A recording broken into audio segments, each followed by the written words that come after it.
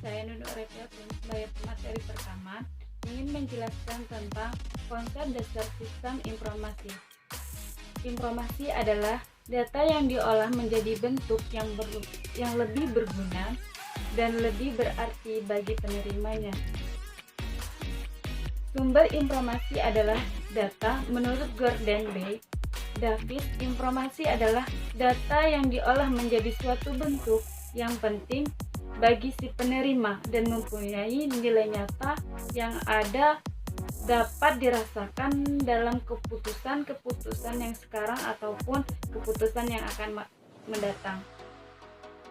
Sistem informasi adalah suatu sistem di dalamnya suatu organisasi yang mempertemukan kebutuhan pengelola transaksi harian, mendukung operasi pertemuan yang bersifat manajerial dan kegiatan strategi dari suatu organisasi dan menyediakan pihak luar tertentu dalam laporan-laporan yang dibutuhkan.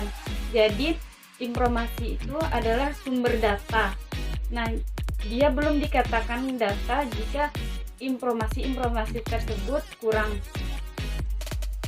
Baik, di slide yang kedua ini, saya akan memaparkan tentang pengertian informasi manajemen. Manajemen informasi adalah suatu proses mengelola baik dari sumber daya fisik yang mana terdiri dari manusia, material, mesin, money, dan market, serta juga mengelola sumber daya konseptual, metode, dan informasi. Mendapatkan data mentah lalu mengelolanya sehingga menghasilkan informasi yang berguna. Setelah itu, informasi dapat dimanfaatkan secara efektif untuk membuat kebijakan atau keputusan. Nah, jadi manajemen informasi merupakan suatu proses pengelolaan baik dari sumber fisik maupun konseptual yang dimana dapat membantu yang dapat dimanfaatkan secara efektif untuk kebijakan keputusan tersebut. Terima kasih. Bismillahirrahmanirrahim. Saya Muhammad Khatami Anwari sebagai pemateri kedua. Di sini saya akan menjelaskan tentang pengertian sistem informasi manajemen.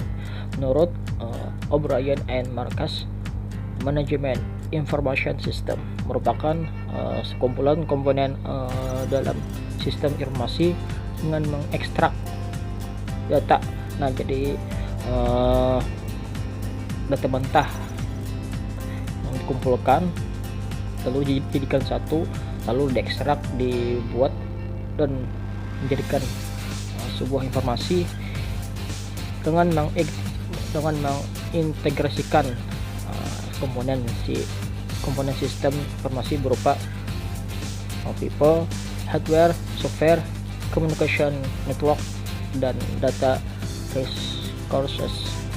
Selain itu, sistem informasi manajemen juga dapat diartikan sebagai dari pengendalian internal suatu organisasi maupun perusahaan bisnis yang dilakukan terorganisasi yang kemudian membentuk sistem perencanaan antara manusia dengan teknologi berdasarkan prinsip-prinsip manajemen dan prosedur akuntansi sebagai salah satu alternatif dalam pemecahan masalah. Nah, jadi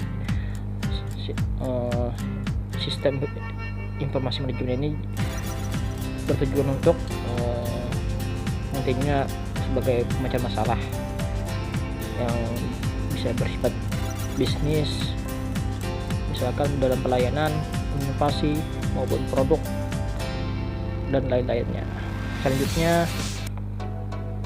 fungsi sistem informasi manajemen.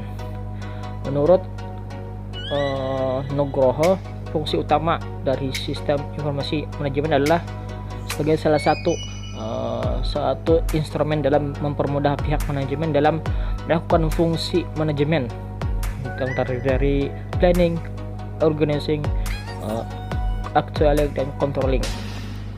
Selanjutnya, menciptakan sistem organisasi yang akurat, tepat waktu, berdasarkan orientasi dari pengguna data yang efektif dan efisien.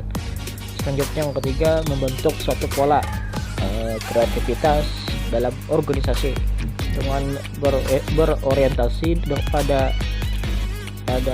daya produktivitas dan penghemat biaya penggunaan sumber daya organisasi. Yang keempat, membentuk sistem kerja yang terkoordinasi dan terorganisasi sehingga dapat membentuk sumber daya yang manusia yang memiliki kualitas. Ya, sekian dari saya. Assalamualaikum warahmatullahi wabarakatuh. Perkenalkan, saya Haris Maningrum. Di sini saya akan menjelaskan tentang tujuan dan peran sistem informasi dalam manajemen. Nah, jadi di sini menurut Furdik Roosklaget, mereka menyampaikan ada 3 tujuan yang berhubungan dengan sistem informasi. Yang pertama adalah sosial system atau biasa disebut dengan organisasi. Nah, jadi di dalam organisasi itu pasti ada yang namanya informasi ya, di mana informasi itu sangat penting di dalam organisasi, yang mana itu untuk mempermudah seluruh karyawan atau pihak-pihak terkait dalam melaksanakan tugasnya di dalam organisasi tersebut. Yang kedua adalah sistem of manajemen yang digunakan organisasi dan sub-subsistemnya dalam rangka meningkatkan praktek dari operasi-operasi dan produktivitas. Nah, jadi informasi itu sangat penting ya, digunakan di seluruh elemen di dalam organisasi, di mana informasi itu dapat juga untuk meningkatkan produktivitas, di mana itu sangat perlu ya di dalam organisasi agar produktivitas yang ada di dalam organisasi itu terus berkembang dengan baik. Selanjutnya adalah manajemen informasi sistem. Nah, di sini manajemen informasi sistem ini merupakan komponen dari proses manajemen pada organisasi yang berfungsi sebagai penyelenggaraan informasi yang memiliki nilai-nilai integritas dalam pengambilan keputusan. Nah, jadi di dalam organisasi tersebut informasi itu juga sangat penting, di mana peran dalam informasi di dalam organisasi itu mampu untuk digunakan dalam pengambilan keputusan. Nah, selanjutnya saya akan menjelaskan tentang peran utama dalam sistem informasi oleh Nugroho. Di antara lain adalah yang pertama adalah sistem informasi untuk keunggulan kompetitif. Nah, jadi di sini juga informasi itu memiliki peran dalam kompetitif atau persaingan, di mana dalam suatu organisasi itu sungguh sangat perlu ya persaingan, tapi persaingan yang sehat, dan informasi itu sangat dibutuhkan.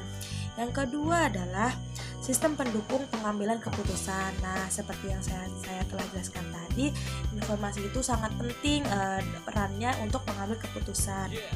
Selanjutnya yang ketiga, yang terakhir adalah penggunaan teknologi informasi dalam penggunaan e-commerce. Nah, ini juga sangat penting karena di dalam sebuah organisasi teknologi itu memiliki peran, apalagi teknologi informasi ya, di mana itu sekarang, apalagi di masa COVID ini ya, itu sangat penting dalam menggunakan